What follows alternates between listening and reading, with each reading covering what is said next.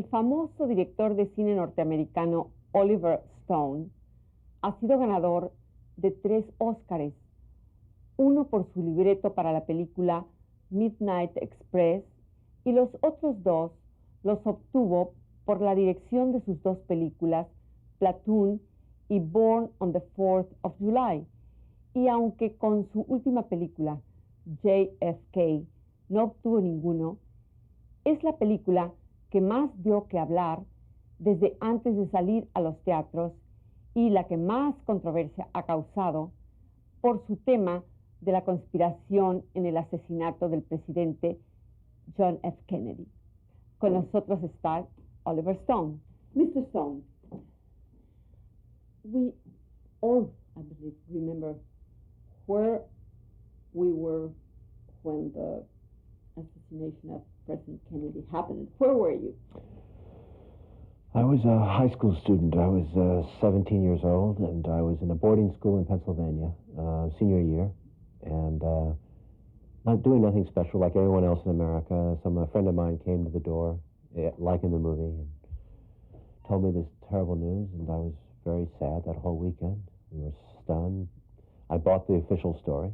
I didn't think about it beyond Oswald. I didn't think there would be anybody else, and I accepted it. I was only 17 years old. The entire country was consumed with the images of the funeral. And then we had Vietnam, we had Martin Luther King and Robert Kennedy were killed right after that.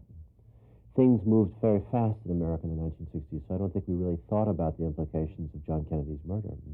I didn't until the 1980s. Why does this drama wound so deeply the American consciousness? Well, I think it's the watershed event of the late 20th century.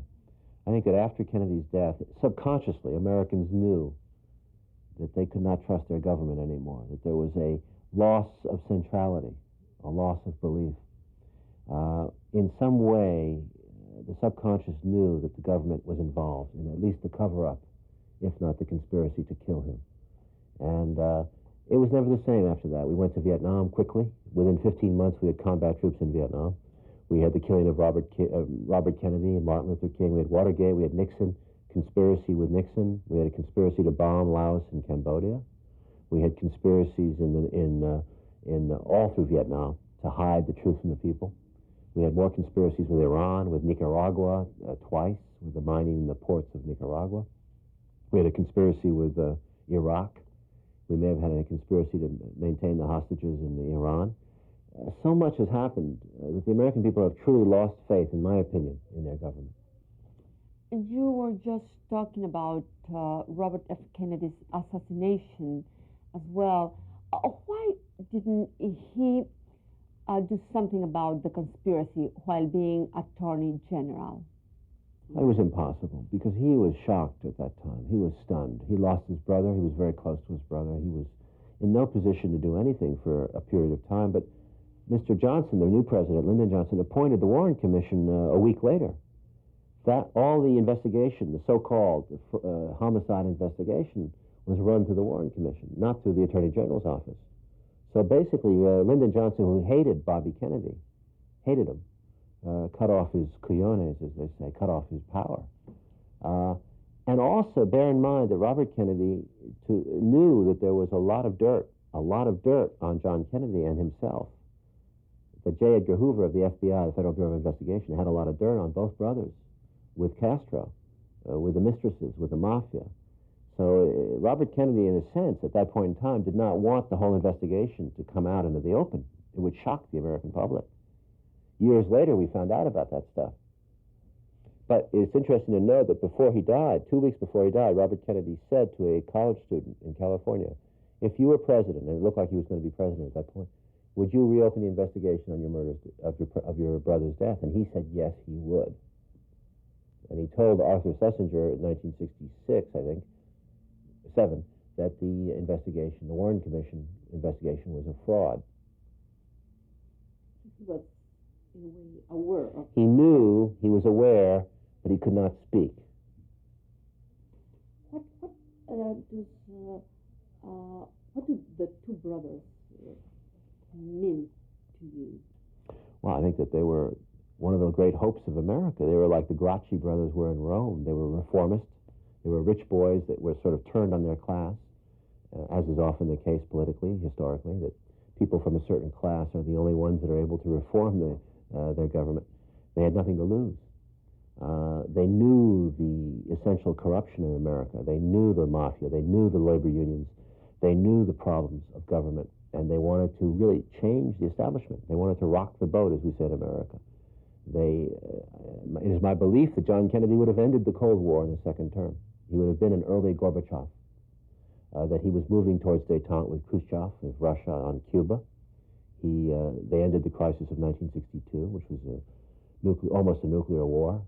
He made a deal with Khrushchev. He was beginning a backdoor negotiation, no question about it, with Fidel Castro of Cuba to end the Cuba problem.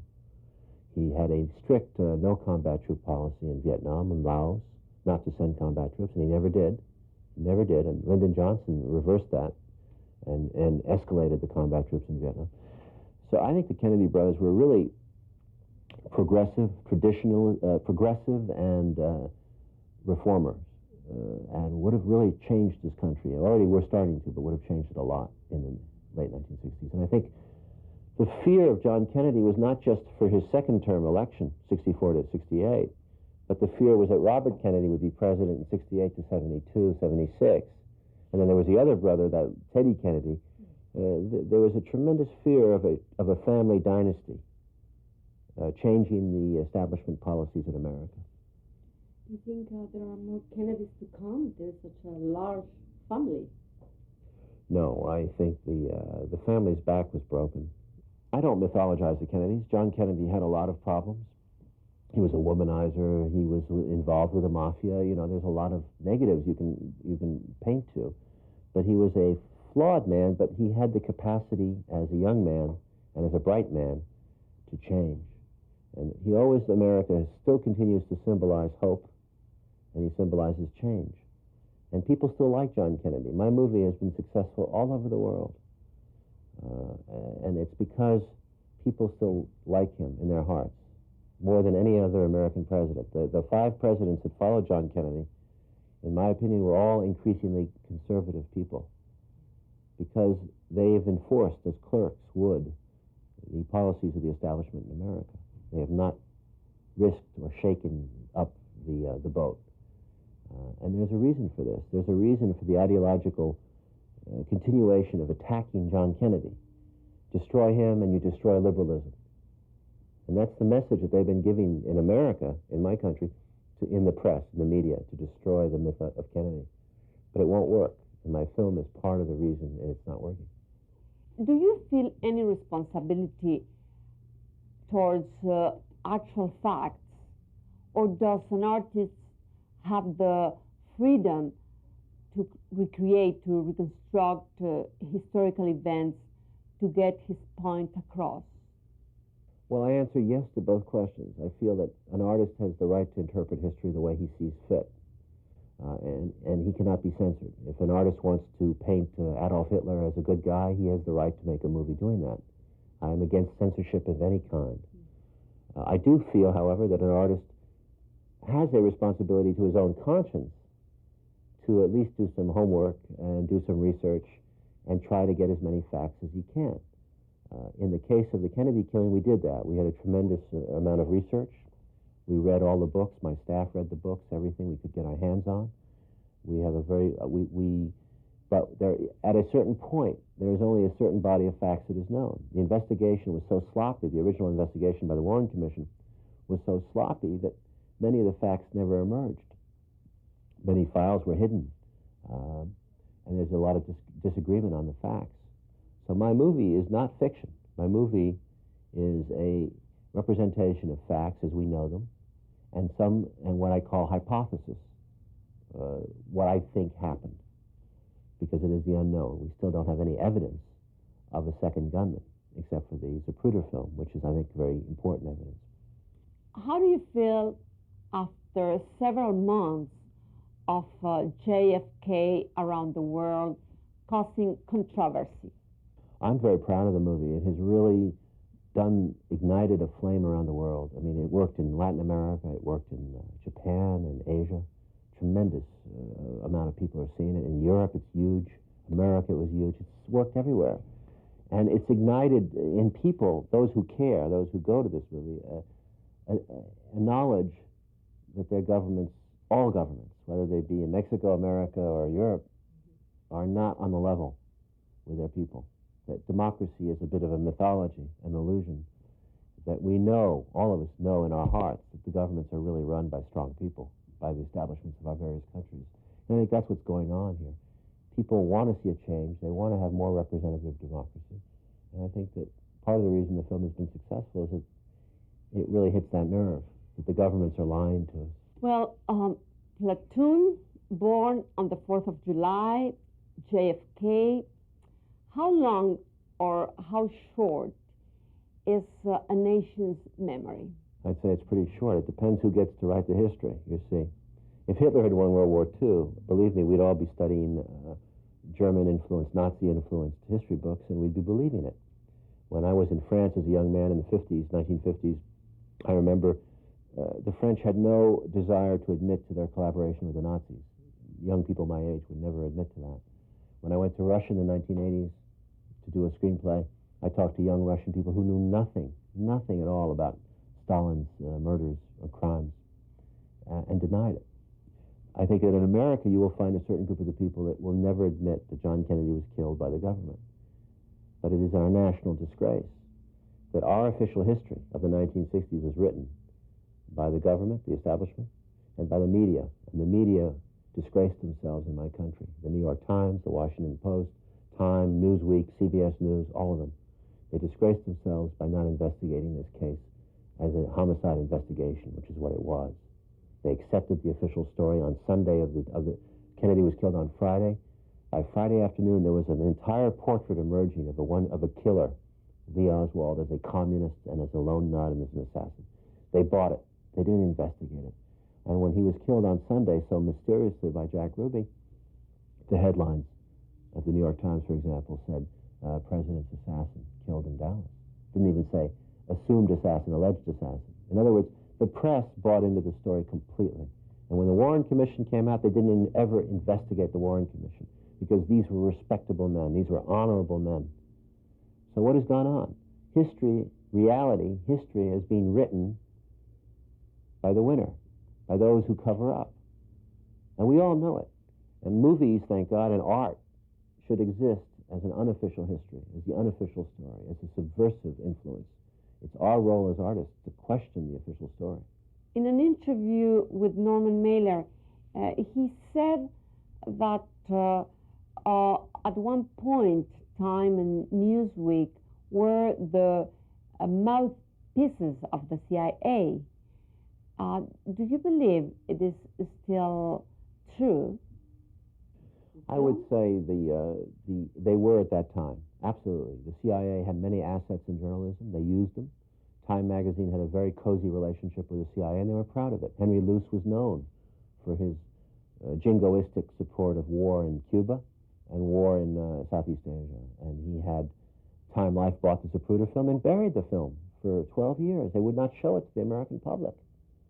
There's no question at that point in time that the CIA had a lot of influence in journalism. Today, it works a little bit differently. It works differently. Most of the American media is owned by large corporations that are fairly conservative. It's a bit like American television. You can say certain scandalous things, but you can't go too far. You won't get on TV. My JFK, the movie, would never have been able to be made for TV because nobody would have sponsored it. What I say in that movie could never have been put into newspapers responsible newspapers, mainstream newspapers. They could have been written as a book, but they would never have reviewed the book. They don't take it seriously. So in a sense, the media has closed ranks and become what I would say the establishment's mistress, not the whore, not completely the whore, but the mistress in the sense that she has the apartment, she has the fur coat, she has the car, and she can occasionally give the master grief. She can complain and make some scandals, but she can't go too far, or else she's out of the apartment and out of the fur coat. Hollywood has been fantasizing with history since the silent era, but from you they demand the documentary truth. Why? Well, I think the best documentary truth on JFK is the Zapruder film, which I used in the film repeatedly. The Zapruder film shows me clearly, shows the naked eye clearly that two things are improbable, if not impossible. One is that one bullet, a magic bullet, hits Mr. Kennedy and then hits Mr. Connolly in a very short time span and causes 7 wounds and breaks 2 bones. If you look at it on film, it's impossible. President Kennedy is leaning forward with his throat wound. Connolly is turning. It takes forever for the bullet to penetrate Connolly's list. Secondly, it shows the Zapruder film very clearly that the shot that supposedly kills Kennedy from the rear drives President Kennedy's head backwards. This is impossible. This is impossible. So that's documentary. But the government has come in and the press have come in and they have confused it. They give us a lot of different explanations, scientific explanations, for how this can be so. And they write all these facts on paper and they confuse everybody. I think the best smoking gun is the Zapruder film. You made another film, Salvador. Do you think it contributed to make understanding to your country the Central American drama? Oh, absolutely. It was not a tremendous box office success, but it did tremendous business on cable. And it was one of the first films to really question American foreign policy, the interventionist policy in South America and Central America. We pointed the finger, as you know, at the CIA for instigating the death squads, for helping them, supporting them, the story in Salvador and Guatemala, in Honduras, and in Nicaragua is disgraceful. It's absolutely disgraceful what we did there and our involvement. I mean, a lot of that stems from Vietnam. The death squads came into being in Salvador and out of the Vietnam experience. Some of those Salvadoran military leaders went to Vietnam to train, or they went to America. Our policy has backfired in our face, and the CIA I've compared as probably the biggest criminal organization in the world, way beyond the mafia, way beyond the mafia. Tremendous monies, tremendous assets, and huge big business stations. So you think then El Salvador changed I think it helped public opinion? Absolutely. I think it helped to a certain degree to mobilize American public opinion against what I believe was an upcoming American intervention in Nicaragua. I cannot prove it, but I have no doubt in my mind, because I was down there, that Mr. Reagan at that time was ready to attack the Sandinistas. He was preparing for it. That's why he mobilized the reserves and he sent them to Honduras. I don't know if you remember that, but I was there at that point. I felt it coming. We were militarizing the entire area. It was just like Vietnam. And I think my movie helped put the brake on it. I think Oliver North, the scandal helped, Platoon helped. I mean, everything helped. But it was basically the only thing that stopped Mr. Reagan was a large body of active protests by private citizens, people who would join, small organizations that protested actively against the Nicaraguan invasion. I spoke with a note to the American writer, and he said he hadn't seen your film and that he was not planning on it, not to have to mess over his mind with the way you distorted history. What do you think of that? Well, I think he's obviously scared of something because, no movie can ultimately make your mind up for you. He just sounds like a strong-minded man, and I'm sure that if anything, the movie would open up a new area maybe and introduce him to some facts he may not be aware of. The problem with the Kennedy murder is that all the revelations that destroy the foundation of the Warren Commission came out in bits and pieces over a period of time. There was not every order or organization to it. You found out a piece in 1967, 72, 75, 84. So no one knows the whole story. I tried in the movie to take everything and put it into one mosaic so that we could get everything at once, all the key evidence against the Warren Commission. I think that's a public service. And the facts I stand by, all those facts in the movie. Where I speculate, I openly speculate, and I say, what if, maybe, possibly, let's speculate. This gentleman is, I hope it's not your husband. No, he's American. Oh, what's his name? No, I won't. Oh, he's famous? Famous? He's famous. Oh, okay. No, I won't. He's American. But, it's a shame that he has a closed mind, because My husband saw the film. Mm-hmm. We saw it together. Well, tell me, does the constant attacks against the film and yourself has affected some way personally? Has affected you? I think it's a disgrace what's gone on, because the script was stolen while I was shooting. It was distributed to all the media organizations in America. I was attacked before the film was finished, pre-censored by the Washington Post that said the film was a joke. Time Magazine, Chicago Tribune. There was a lot of attacks. When the film came out, we were attacked with a second wave. The cover of Newsweek said, "Don't trust this film." It was outrageous, the things that they were saying. And they were misrepresenting what I was saying, and they misrepresented what the film says. The film is much more subtle than they give it credit for. It puts out a possibility. It puts out a what if, a paradigm of all the possibilities that might have happened. It doesn't say that 5,000 people killed the president. It shows you a time and a place, and shows you the unpopularity of the president with the establishment. It talks about that, so that people are not actively plotting to kill Kennedy, but are saying basically, well, if he disappeared, I wouldn't mind. I wouldn't investigate maybe his death so clearly. People like J. Edgar Hoover, people like Lyndon Johnson. And that pissed off a lot of people in this country, because these are the establishment. And it only proves that those people that are attacking my film in an irresponsible way, which is what they are really part of that establishment. And they are threatened by this film, because this movie says that there is a shadow government in America that really runs the show. The president's a clerk. If he doesn't do what they want, they get rid of him, whether it be a Watergate or kill him like they did with John Kennedy and Robert Kennedy and Martin Luther King, because I think all three, who are a liberal activist tradition, were all killed by the same force. My question was if it affected you. Personally, yeah. Yeah. It's been the most exhausting movie I ever made. Not only was it tough to make, I had 3-hour movie, 200 actors, 180-page script. It was a tough film to shoot in Dealey Plaza. We had to shoot in 3 cities, all the press attacks, and then to have to go and defend the movie after it came out, which I did, because I felt like the facts were being distorted, and I had to go on TV. And I debated, and I went everywhere I was attacked. I wrote a letter back. So it was the most exhausting. I've been working on it for 3 months after it was released. And I went all over the world. I went to Europe and Japan and your country and South America to sell it.